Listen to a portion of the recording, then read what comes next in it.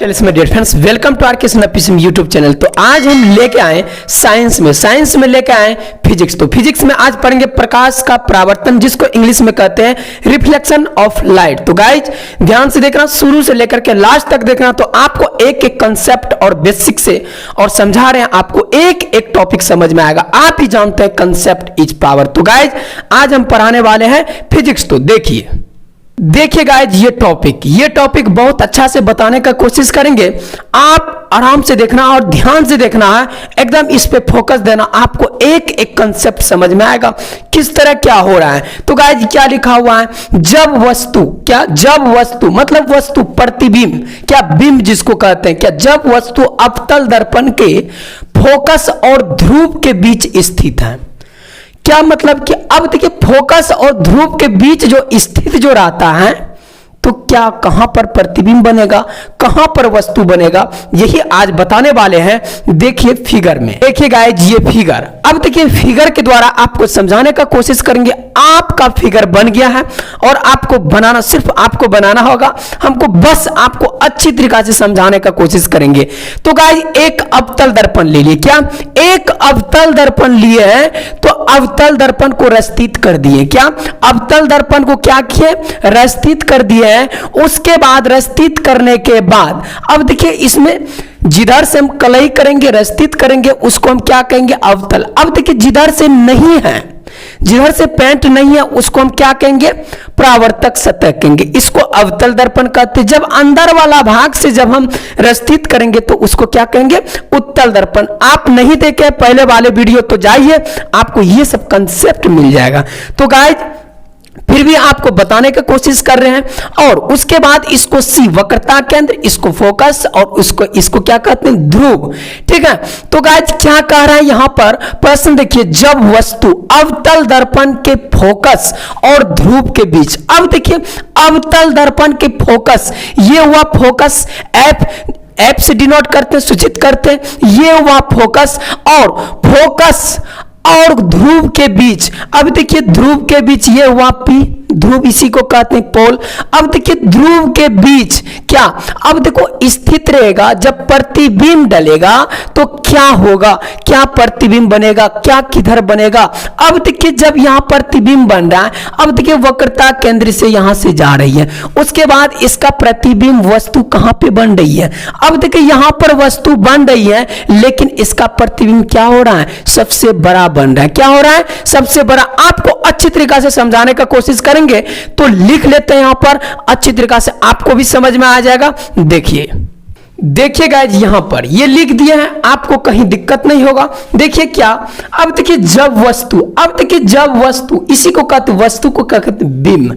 अब देखिए जब वस्तु ए बी, अब देखिए यहां पर ए बी दिख रहा है, और ए बी यही है एक वस्तु, यही है एक बिंब। ये जो डाला गया है बिंब, यही है ए और बी अवतल दर्पण की फोकस। क्या अवतल दर्पण की फोकस। अब देखिए फोकस एफ, फोकस को किससे डिनोट करते हैं, एफ से। ये हुआ फोकस, क्या हुआ, ये हुआ फोकस, क्या हुआ, ये हुआ फोकस। अब देखिए और ध्रुव, अब देखिए और ध्रुव पी, अब देखिए ये हुआ पी, ध्रुव या पोल इसको कहते हैं। क्या इंग्लिश में इसको क्या कहते हैं, पी। अब देखिए ध्रुव पी के बीच रहती है, क्या पी के बीच रहती है। अब देखिए ध्रुव और फोकस के बीच क्या रहती है, ए और बी, एक वस्तु, एक बिंब डाला गया है, तो अब देखो रहती है। तब प्रतिबिंब ए डैश बी डैश, क्या ए डैश और बी डैश। अब देखिए ए डैश, यहां पर ए डैश और बी डैश, क्या ए डैश और बी डैश दर्पण के पीछे की ओर, क्या दर्पण के पीछे, आगे बन रहा है, क्या दर्पण के पीछे की ओर, पीछे बन रहा है। क्या वस्तु क्या हो रहा है, पीछे बन रहा है। तो यही लिखे हैं दर्पण के पीछे की ओर। अब देखिए दर्पण के पीछे की ओर बनता है, क्या होता है, बनता है। यह प्रतिबिंब काल्पनिक होता है। क्या यह जो इमेज जो है, इमेज हुआ इंग्लिश, प्रतिबिंब उसका हुआ हिंदी।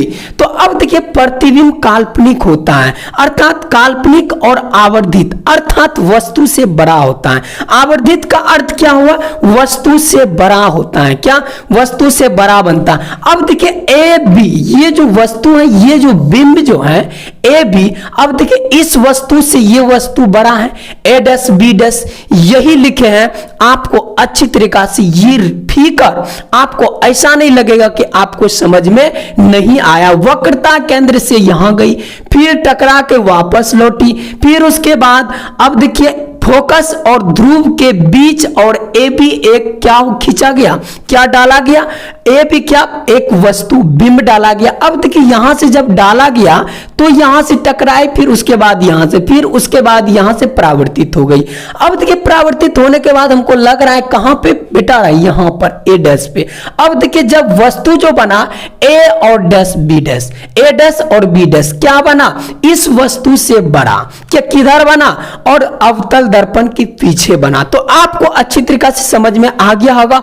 आप भी जानते हैं कंसेप्ट इज पावर इसी तरह आपको बताया जाता है, और इसमें 6 टॉपिक हैं, और ये 6 टॉपिक हम बता के दम मारेंगे तो दम नहीं, चलते रहेंगे और खींचते रहेंगे। आप साथ दीजिए।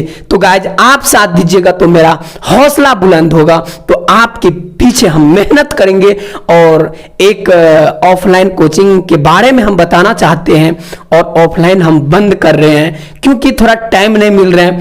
आपको ऑनलाइन में टाइम देंगे और जुनून और जोश के साथ। आप भी जानते हैं कंसेप्ट इज पावर। तो देखिए आप को समझ में आते हैं तो एक बार जरूर लाइक करें, एक बार सब्सक्राइब भी करें, तो जिंदगी भर के लिए सब्सक्राइब हो जाएगा क्या। तो ये नहीं कि आप देख लिए फायदा उठा लिए सब्सक्राइब नहीं किए, प्लीज सब्सक्राइब करें। तो क्योंकि बहुत दिन से हम मेहनत कर रहे हैं, इस पे 8-9 महीना हो गया। तो गाइज आप सबका योगदान रहेगा तो बहुत ज्यादा इस पे काम करेंगे। तो गाइज तब तक के लिए जय हिंद, जय भारत।